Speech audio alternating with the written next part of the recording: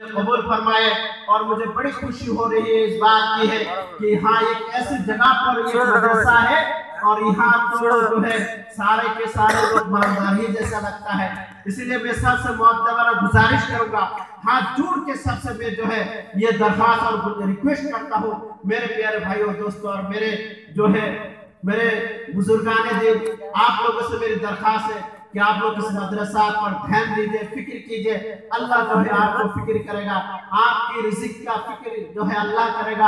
आप जो है फिक्र कीजिए, आपसे मेरी दरख्वास्त है। और जो छोटे छोटे बच्चे हैं जो मदरसा में नहीं जाते हैं, जो स्कूल में पढ़ते हैं, इनके लिए भी एक बात चाहता हूँ कि आपने छोटे छोटे जो बच्चे होते हैं इनको मदरसा में अगर आप नहीं डालना चाहते हैं तो कम से कम मकतब में पढ़ाए, कम से कम मकतब में पढ़ाए। ये मकतब जो है असल है। अगर आज का बच्चा